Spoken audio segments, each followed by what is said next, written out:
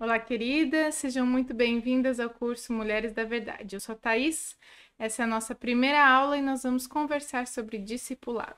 Que Deus nos abençoe e vamos juntas.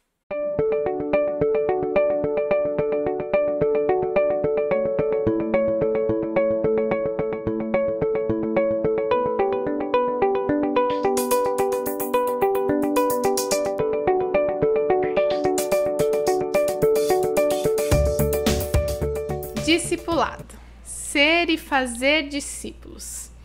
Discipulado com certeza é um chamado para todo cristão. Homem, mulher, jovem, adulto, idoso, adolescente.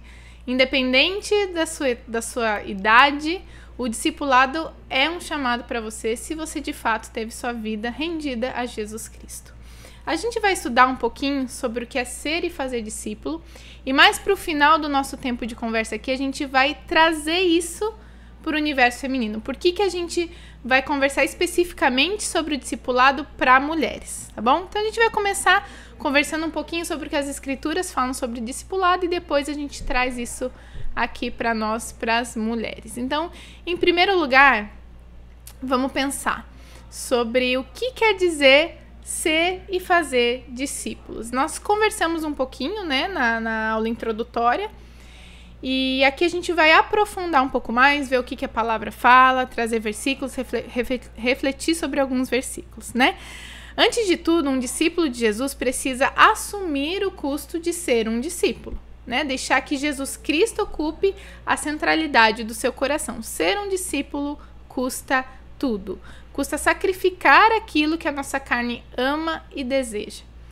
Se a gente for muito honesta com o nosso coração, a gente vai admitir que nós amamos estar certas, que nós amamos estar no controle, que nós amamos projetar determinada imagem a nosso respeito para as pessoas, que nós amamos que as coisas sejam feitas conforme a gente planejou, a gente organizou do jeito que a gente acha que é certo.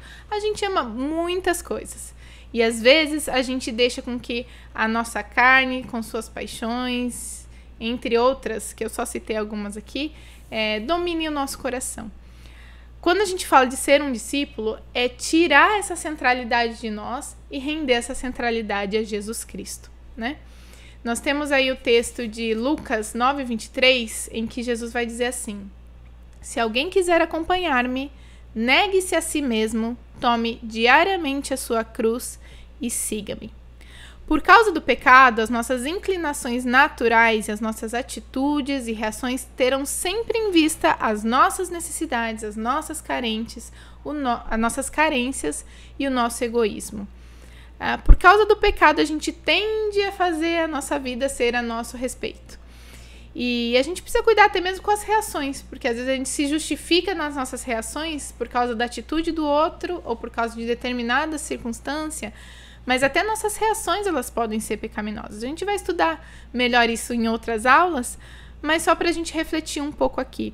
Como nós precisamos negar a nós mesmas, negar as vontades que são naturais da nossa carne, para sermos diariamente transformadas por Jesus Cristo. Abrirmos mãos daquilo que às vezes é tão importante, mas que fere, que ofende a santidade do nosso Deus.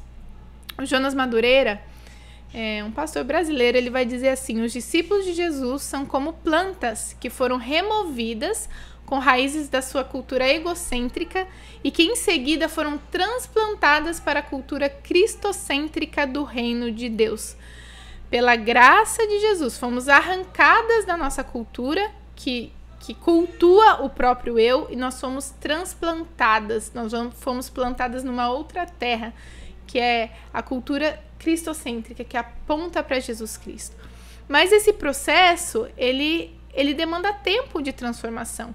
Ainda que nós tenhamos sido completamente redimidas da culpa do pecado, nós ainda partilhamos uma natureza pecaminosa, que está sendo transformada à imagem de Cristo, né? Nós estamos num processo de santificação.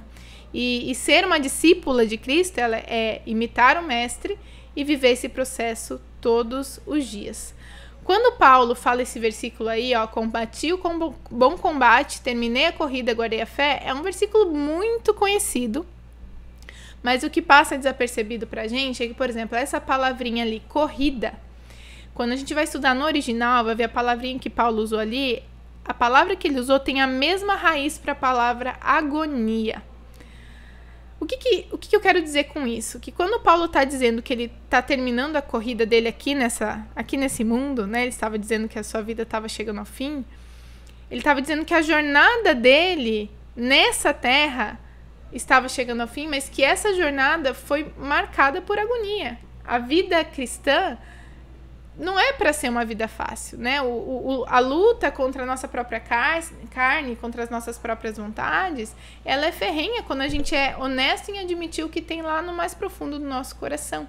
E a gente precisa entender que não é para ser uma vida confortável, é para ser uma vida que nos tire da nossa zona de conforto, confrontando o nosso coração e clamando pela transformação da graça todos os dias, porque o pecado é algo muito pesado em nós. Nós vamos estudar melhor sobre isso também, mas para a gente começar a refletir, é só entender que a vida nessa terra, ela envolve essa agonia de uma luta contra algo que coexiste dentro de nós, que é a nossa corrupção. Infelizmente, nas nossas igrejas, a gente tem um estereótipo construído, né, de um bom crente. Ah, o bom crente, ele faz isso. Ah, ela é crente porque ela faz isso. Ah, não, ele não é crente porque ele faz aquilo. E, às vezes, a nossa maneira de avaliar ou determinar um bom cristão é por uma cartilha de usos e costumes. E a gente deixa com que isso fale muito alto, né? Isso se torna determinante para a gente avaliar um bom cristão e um não cristão.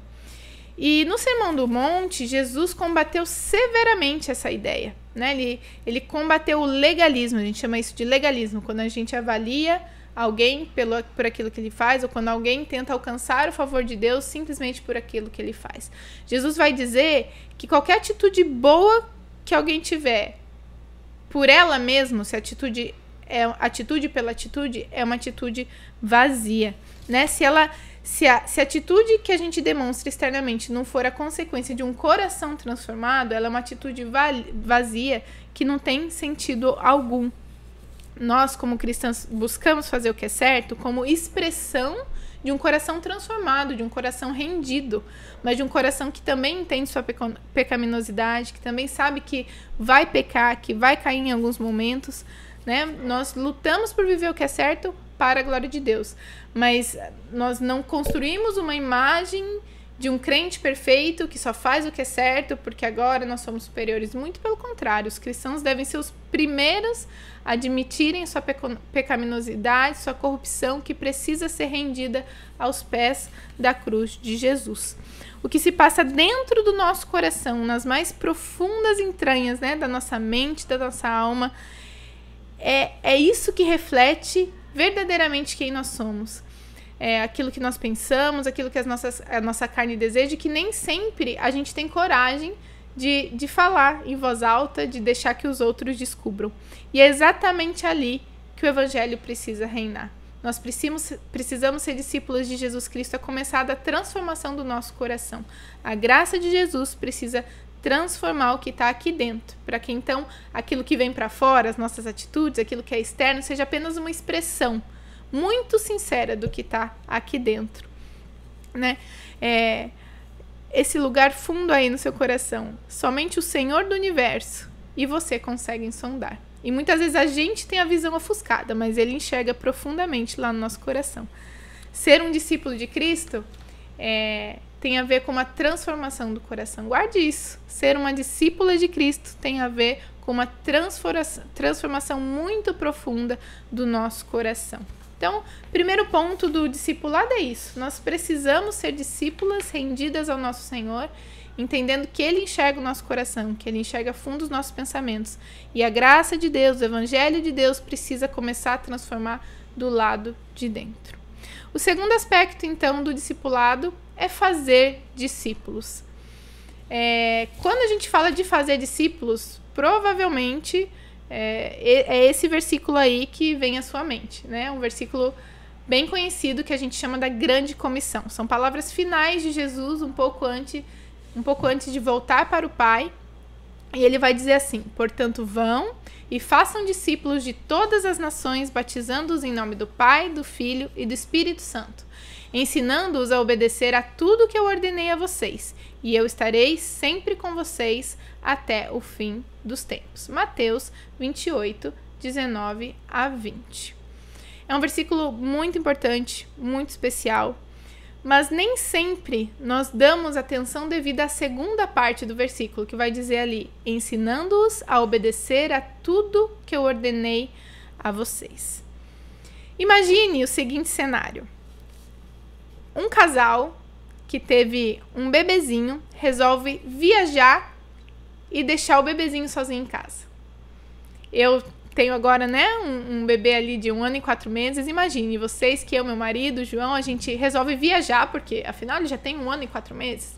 E a gente deixa ele sozinho em casa. Antes de sair de casa, eu chego para ele, o Tito, e falo: olha, filho, você pode pegar a comida que tá na geladeira, você tem que acordar tal horário, você tem que dormir tal horário, tá bom? Se cuida que a mamãe volta daqui 2 semanas. O que vocês achariam de mim? Uma mãe insana, né? Um absurdo. Colocado dessa forma, realmente parece sem cabimento. Mas é o que a gente acaba fazendo com os recém-convertidos na fé. Infelizmente, isso acaba acontecendo com muita frequência na igreja. Pessoas recém-convertidas são deixadas à mercê, sem instrução ou alguém que possa caminhar com elas.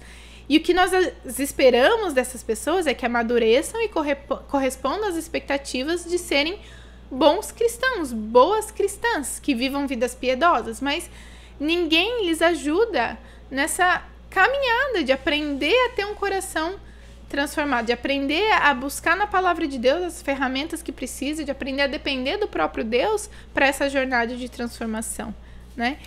Ensinar alguém a obedecer os ensinos de Cristo demanda tempo, demanda paciência, disposição para trabalhar e intencionalidade. É muito importante que nós estejamos atentas a pessoas que precisam ser acompanhadas, que precisam dividir cargas. Essa é a ideia de Deus para a igreja como um todo. Um ajudando o outro para que possamos ser igrejas saudáveis, né? O Greg Ogden vai dizer que o discipulado é um relacionamento intencional no qual caminhamos lado a lado de outros discípulos com a finalidade de encorajar, equipar e desafiar uns aos outros em amor, para adquirirmos maturidade em Cristo. Esse relacionamento inclui preparar o discípulo para fazer outros discípulos. Discipulado é um relacionamento intencional. O que eu quero dizer por intencional? Às vezes, os nossos amigos, e isso é muito bom também, a gente chama uma amiga para bater papo, para jogar conversa fora. A gente só quer descansar, às vezes, da correria, do dia a dia, da rotina. A gente quer entrar num piloto automático, espairecer. Mas tem uma outra parte da amizade que também é muito importante, quando a gente tem a intenção de chegar a algum lugar com a amizade. E essa é a proposta. O evangelho é nos chamar a sempre estarmos trabalhando. Deus coloca também, de forma muito especial, o descanso como algo importante, mas ele também deve ser colocado no lugar em que deve estar, vivido de maneira equilibrada. Nossa vida aqui é sobre trabalhar. Trabalhar para a glória de Deus. E investir na vida de outras pessoas é trabalhar para a glória de Deus. Amizades intencionais são amizades que têm uma intenção por trás, uma intenção de sempre trazer glória a Deus, de sempre conversar sobre algo que Deus tem ensinado, de compartilhar a vida, o que você tem aprendido na sua vida, o que o Espírito Santo tem ministrado no seu coração. Isso é uma amizade intencional. É bom ter um momento de espairecer, jogar a conversa fora, com certeza. Mas faça das suas amizades também amizades intencionais, em que assuntos espirituais são conversados, em que lições aprendidas são compartilhadas. Isso é muito precioso. E aí a gente entra na questão da mutualidade. Mutualidade é uma doutrina bíblica ensinada no Novo Testamento, que consiste num chamado a promover relacionamentos profundos e intencionais como resposta ao chamado cristão, né? Como resposta ao cristianismo, como resposta ao que nós entendemos como a nossa vocação como filhas de Deus. Nós somos chamadas a promover relacionamentos profundos, faz parte da ordenança do amor ao próximo. O primeiro e maior mandamento é amar a Deus de todo o coração.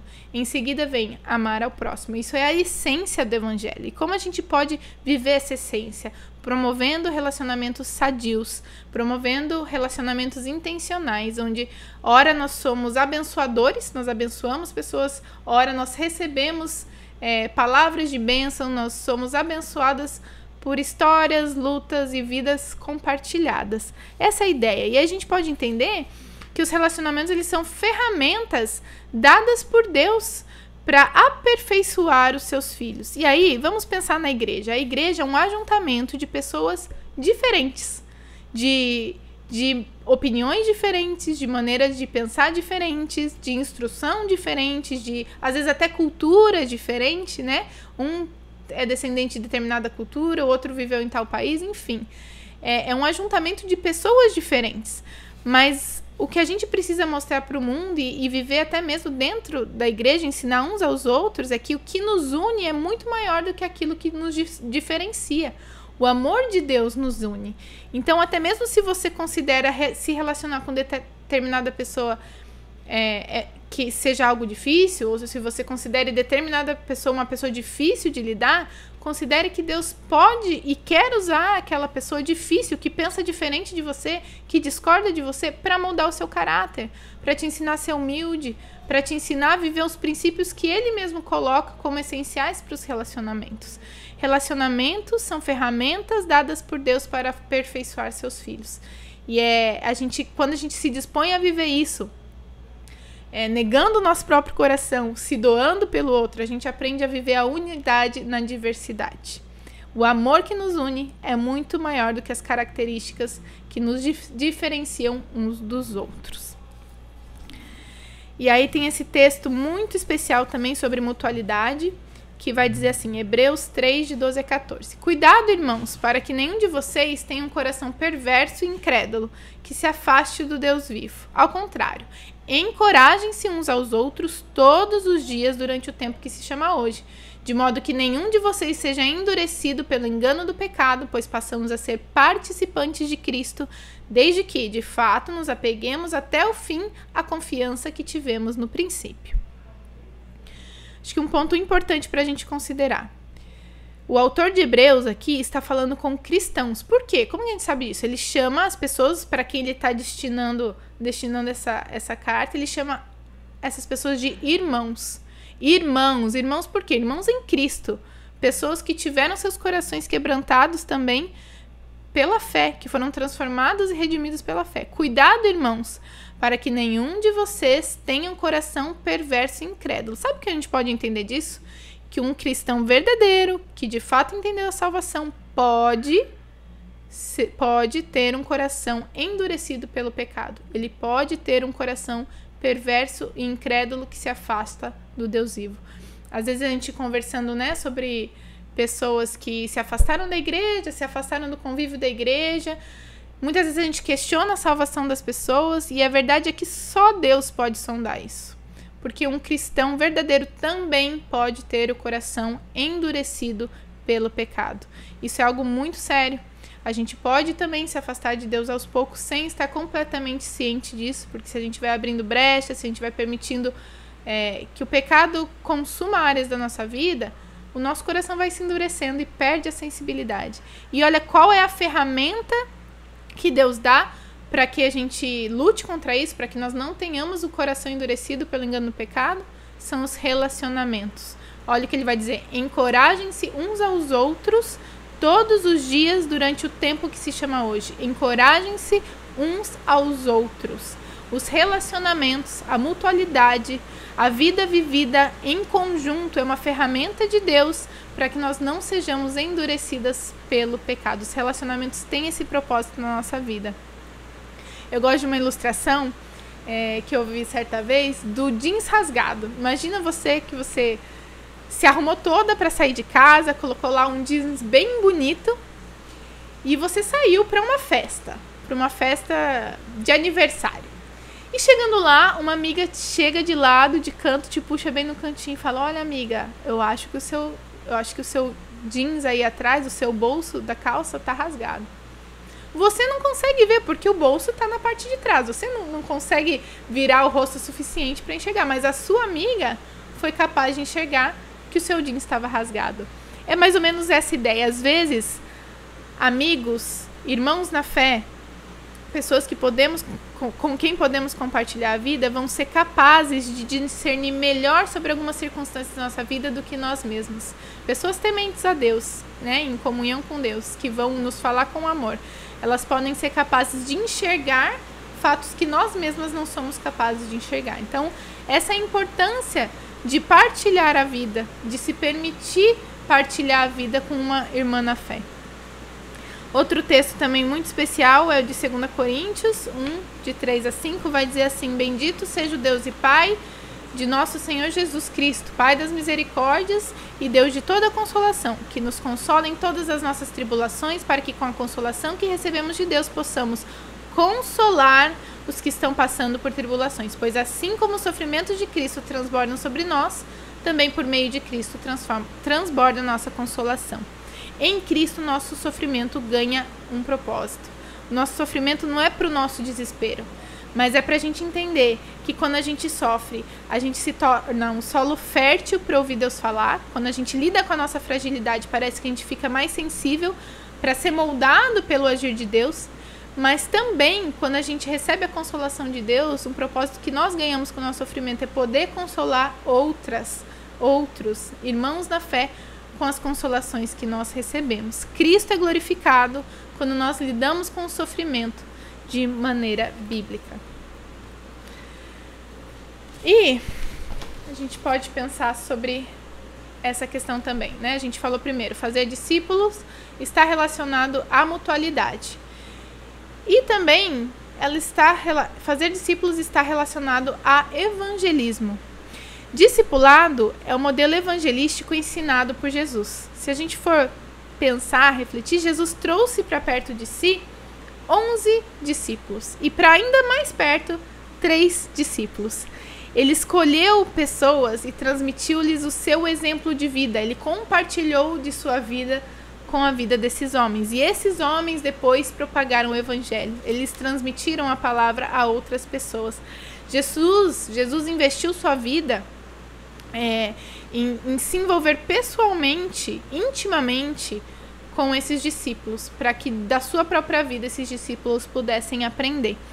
E mesmo se concentrando em poucos, a influência exercida por Jesus, ela não foi limitada. Muito pelo contrário. Foi por meio dessa influência que ela chegou até nós. E aí, eu quero propor esse quadrinho para a gente refletir sobre o impacto desse modelo de Jesus no evangelismo, no discipulado como maneira de evangelizar as pessoas, tá bom? Na primeira coluna a gente tem aí o tempo em anos, na segunda coluna a gente tem o evangelismo individual e na terceira coluna o discipulado. Se você se dispuser a discipular uma pessoa por ano. Para quem gosta aí de exatas, para quem é dessa área, não é a minha área, mas para quem gosta, essa coluna do meio seria uma progressão aritmética e essa coluna aí, essa terceira coluna do discipulado seria uma progressão geométrica. Para quem não tem a mente muito de exatas como eu, vamos tentar explicar de outra maneira. Vamos imaginar que você fez um compromisso com o evangelismo, você quer falar do amor de Jesus, você entende quão grande graça te alcançou, você quer compartilhar essa graça com outras pessoas. E aí, você pega um ano para falar de Jesus para 365 pessoas. Você faz um propósito e cada dia do seu ano, vamos supor que isso seria possível. Você fala de Jesus para uma pessoa diferente por 365 dias e todas essas 365 pessoas se convertem. Vamos imaginar esse cenário, tá bom?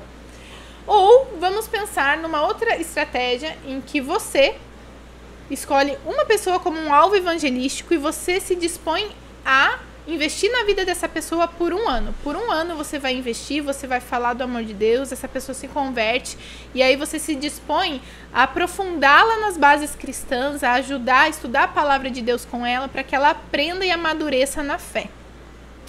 Em um ano, você terá você e mais essa pessoa, 2 pessoas fortalecidas na fé. Se você conseguir falar e se 365 pessoas se converterem em um ano, você vai ter 365 pessoas ganhas para Cristo. Em 2 anos, vamos supor que, através do discipulado, você e essa pessoa quem você discipulou, cada um de vocês discipula mais 2 pessoas. Então, em 2 anos, você tem 4 cristãos muito firmes na fé. Se você, no primeiro ano, falou para 365 pessoas, você não teve tempo de aprofundar as bases. Então, o trabalho está sobre as suas costas aí. No segundo ano, você tem que falar para mais 365 pessoas.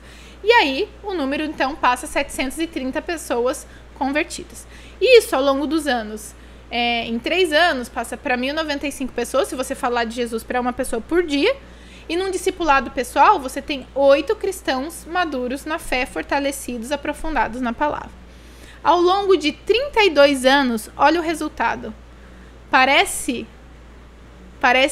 surpreendente, né? Em 32 anos, você teria 11.680 pessoas convertidas, considerando que as pessoas se converteriam em 1 ano, mas não teriam se aprofundado na fé, não teriam estudado a palavra. E em 32 anos, pelo discipulado pessoal, você teria... Olha o tamanho desse número. Tem muitos dígitos aí. Olha quantas pessoas você teria falando de cristãos que se aprofundaram no estudo, que acompanharam outros cristãos, que dividiram as cargas. Então, o discipulado, por mais que pareça um investimento a longo prazo, ele traz resultados mais sólidos, mais palpáveis. E tá aí a comprovação disso na nossa tabelinha. É o modelo ensinado por Jesus. Ele passou a sua vida aqui, o seu ministério em terra, envolvido com 11 discípulos. Para mais perto ainda, ele trouxe 3 discípulos. E o envolvimento dele com esses homens fez com que o evangelho fosse propagado, né? Agora, tudo que eu falei aqui serve para qualquer cristão. Serve para, como eu disse no começo, para todas as faixas etárias, né? Homens e mulheres. Por que então a gente está se propondo a montar um curso voltado para as mulheres, em que a ênfase é o discipulado? Por que a gente está aqui aplicando o discipulado, o ser discípulo e o fazer discípulo para as mulheres? Eu acho... Aqui tem 2 critérios que eu acho que são importantes, mas já a gente vai pegar um texto bíblico que fala sobre isso. Uma mulher entende muito melhor outra mulher, né? Meu marido até tenta. Ele tenta me entender. Eu sei que ele se esforça, mas às vezes ele desiste e fala: isso aí é prerrogativa de ter um útero. É uma piada interna que a gente usa. Ele fala: eu não tenho um útero, então eu não consigo entender isso. E de fato, tem questões da alma de uma mulher, o emocional, a maneira que a gente lida, que somente outra mulher consegue entender. Claro que é difícil a gente... estabelecer um estereótipo muito estático, né? As pessoas são diferentes, tem mulheres que vão ser mais suscetíveis, mulheres que vão ser menos, mas em geral a gente se identifica muito na maneira de lidar com as emoções, de lidar com a vida, de lidar com as dificuldades. Então uma mulher, ela entende melhor outra mulher. E também porque a feminilidade bíblica tem sido severamente atacada pela nossa cultura, os princípios bíblicos estão sendo distorcidos, descreditados, estão sendo postos abaixo. Então, por esses motivos, eu creio que é muito importante a gente conversar com mulheres, e o mais importante deles é o texto de Tito 2, de 3 a 5. Deus separou aqui um trecho das Escrituras dedicado diretamente, especificamente, especialmente para nós mulheres, falando da importância de mulheres acompanhando mulheres, de mulheres caminhando com mulheres. Nós vamos lê-lo, eu vou dar algumas explicações e depois a gente vai enfatizar princípios importantes desse texto, tá bom? Paulo aqui está dando instruções a Tito, um jovem pastor, de como ensinar as mulheres, que princípios ele deveria passar para as mulheres. Ele vai dizer assim: semelhantemente, ensine as mulheres mais velhas a serem reverentes na sua maneira de viver, a não serem caluniadoras nem escravizadas a muito vinho, mas a serem capazes de ensinar o que é bom, e assim poderão orientar as mulheres mais jovens a amarem seus maridos e seus filhos, a serem prudentes e puras, a estarem ocupadas em casa e a serem bondosas e sujeitas a seus maridos, a fim de que a palavra de Deus não seja difamada.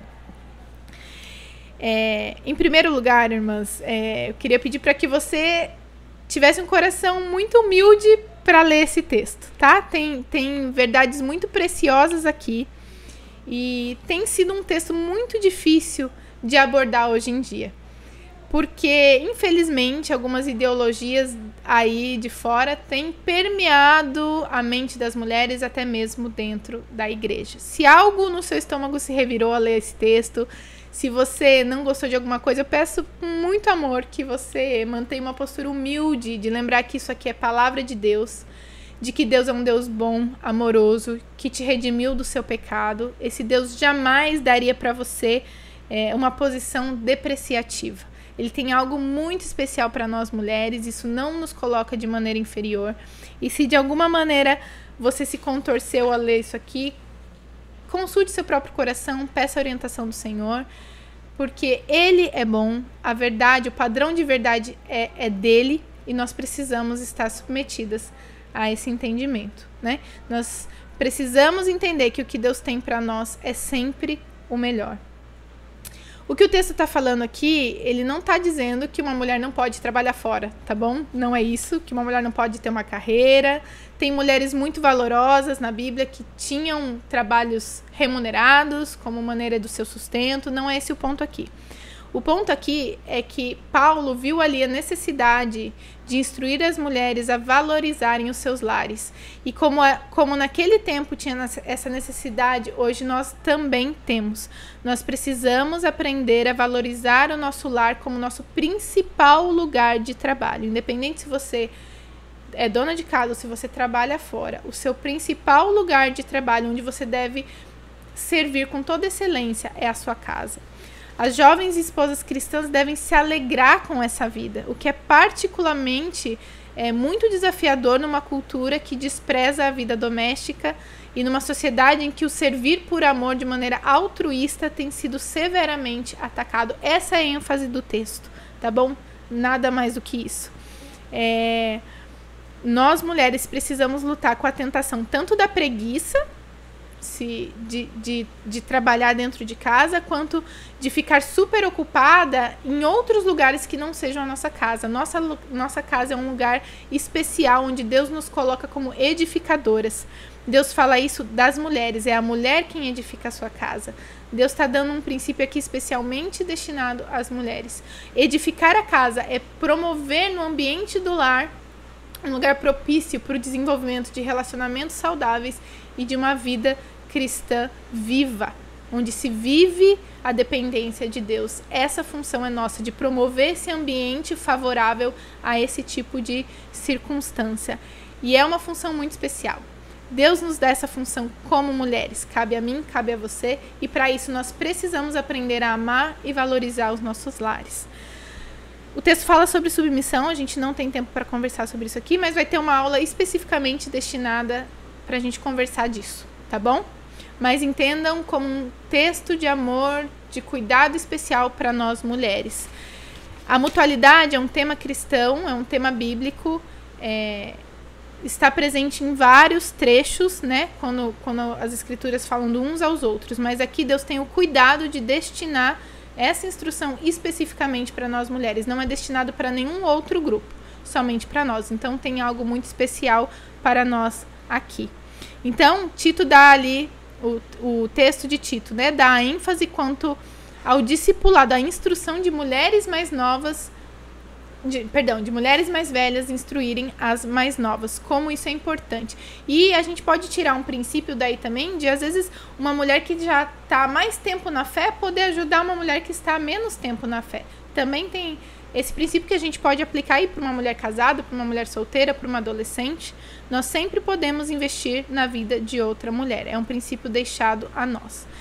E para mim o ponto auge de todo esse texto, em que são descritos algumas funções, né, que devem estar presentes na nossa feminilidade vivida na dependência do Senhor e na capacitação do Espírito Santo, é a conclusão do texto, que ele vai dizer ali, ó, a fim de que a palavra de Deus não seja difamada.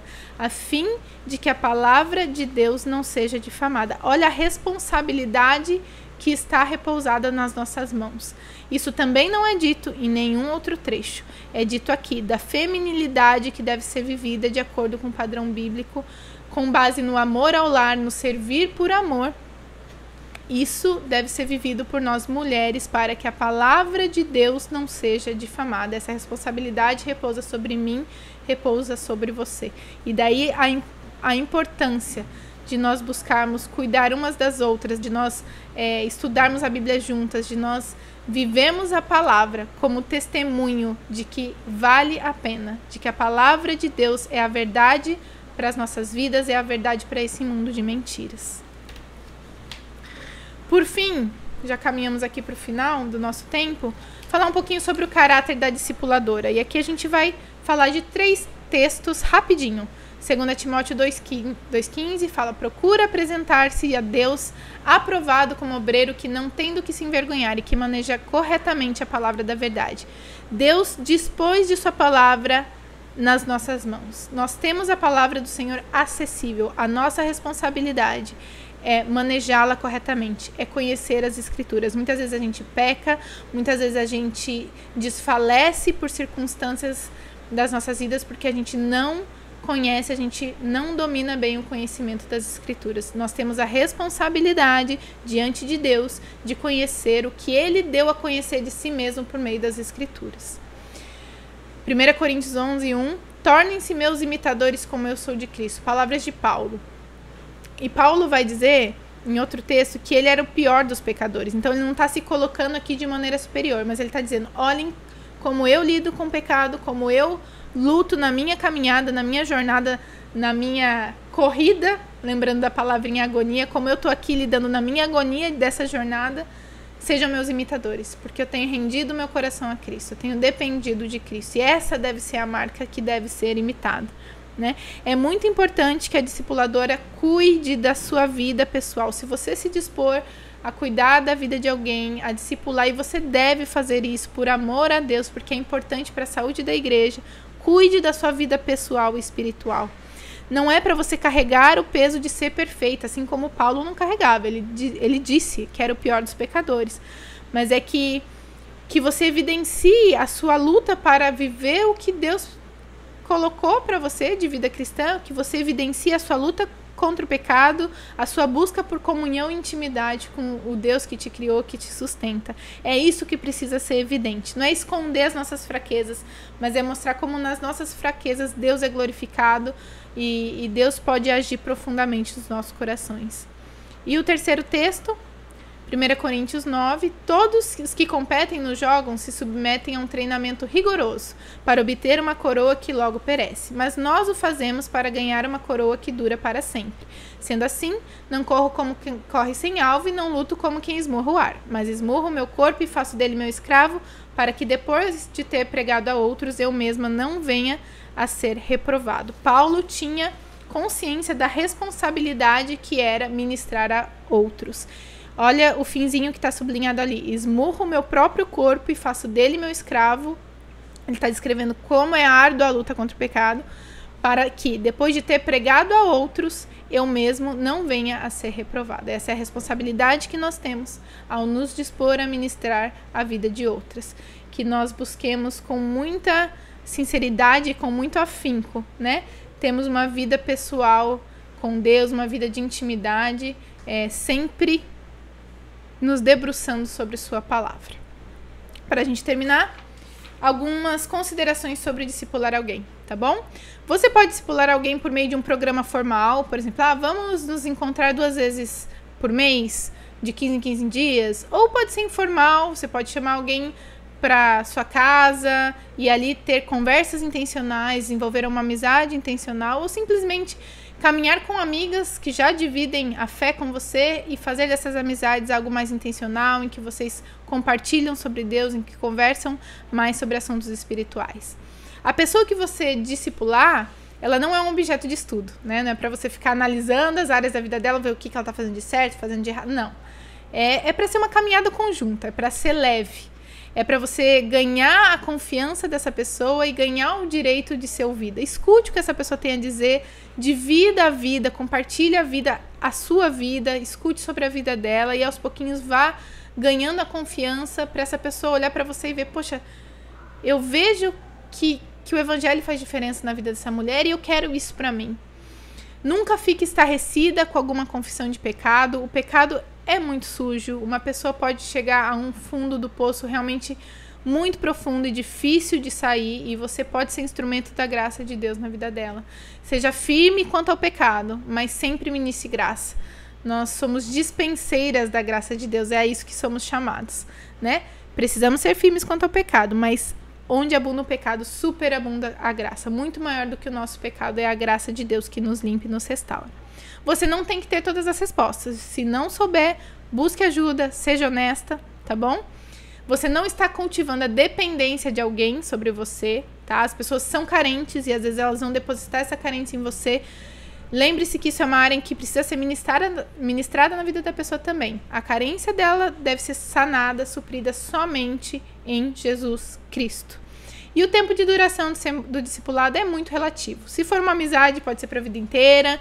Um discipulado formal ele pode terminar e como programa formal, mas continuar com uma amizade, se encontrar de vez em quando, isso é muito relativo. Mas que você tenha consciência de que você está preparando alguém para caminhar com as suas próprias pernas na dependência do Evangelho, tá bom? Algumas dicas de livros sobre discipulado: Instrumento nas Mãos do Redentor, Discipulado na Igreja Local, A Treliça e a Videira, são livros muito bons se você quiser se aprofundar nessa área, aconselho, tá bom?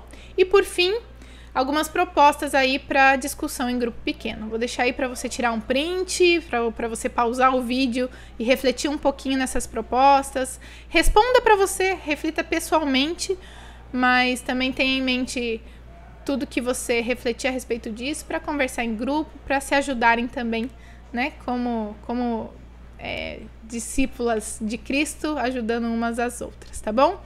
Irmãs, um prazer estar aqui com vocês nessa primeira aula. Que Deus te abençoe, que Deus nos abençoe, nos dê graça e que a palavra de Deus cumpra os seus efeitos nas nossas vidas.